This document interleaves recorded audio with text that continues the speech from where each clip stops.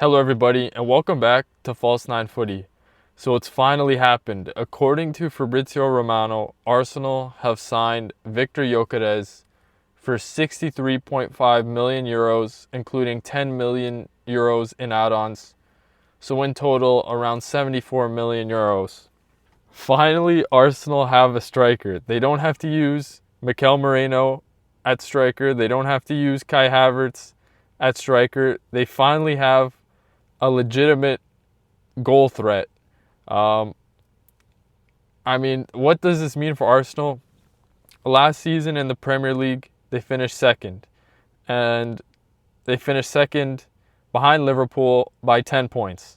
Does Viktor Gyökeres make up that gap? I think it does. Now, obviously, Liverpool have made improvements. They signed Gyökeres, they've signed Frimpong, they've signed Ekitike and Wirtz, so they're going to be great too. But the glaring problem with Arsenal last season was they just didn't have a striker. They didn't have someone that you could rely on to score goals consistently. And Gyökeres brings consistency. Last season in the Portuguese League for Sporting, in 33 matches, he scored 39 goals, got 7 assists, and in the Champions League, in 8 matches, 6 goals and 1 assist. He was the most prolific striker in world football last season. And this is exactly what Arsenal needed so desperately. I think, if you look at what they've done, the other things they've done in this transfer window, they brought in Norgard, they've brought in Madueke. Their squad, if you just look at it in its totality, it's very strong. You can make the argument that they have a very legitimate chance at winning the title. It's going to be them, Liverpool, and Man City are going to be back there again. They've made a lot of good signings this window that I think will improve them. So yeah, this is huge for Arsenal. This is exactly what they needed. And again, if we look at that starting 11 now, so you've got David Raya in net, and then on the right and then the back four. I think their best formation is honestly a 4-2-3-1. So yeah, David Raya in net, right back Ben White or Timber. Then the two center backs, you got Gabriel and Saliba. Left back, you can go Zinchenko, you can go Calafiori, you can go Lewis Skelly. They have the personnel. And then the two holding midfielders or central midfielders, CDMs, whatever you want to call them. You got Declan Rice and Zubamendi. Those two are both amazing options as holding midfielders, central midfielders. Obviously Rice was amazing last season. And Zubamendi is really, really good. So you got two amazing holding midfielders. And then at the attacking midfielder position, you got Odegaard. And what's great about the addition of Gyökeres is now Havertz can be on the bench and be, a direct substitute for Odegaard. Havertz's best position is as an attacking midfielder or like a second striker kind of player. He finally doesn't have to be used as a striker. He doesn't have to be used out of position. When Odegaard needs to come off, he's just sub on Havertz. It's a like for like. And then on the wings, you've got Saka and Martinelli. And then you have depth at both those positions. You have Madueke for Saka and you have Trossard for Martinelli. You even have Nwaneri. We'll see what happens with him.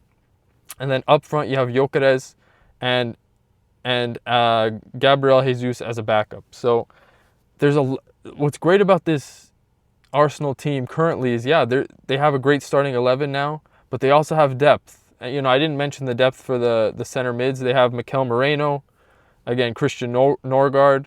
So the squad looks very good. It looks very good on paper, and I think it's going to perform very well. They just really needed a striker, and they went out and got one. And Viktor Gyökeres, for me, he's gonna score a lot of goals this season. Saka, he's got Saka on the right, you got Martinelli on the left. Now, the only thing with this squad that I think you could kind of question is Gabriel Martinelli. You know, with regard to Martinelli, I've always been kind of skeptical as to what his ceiling is as a player. I've never really questioned Saka. Saka has always seemed like he was going to be world class. But Martinelli, you know, he's only 24. I never really knew what his ceiling is. I still don't really know like how good he can be.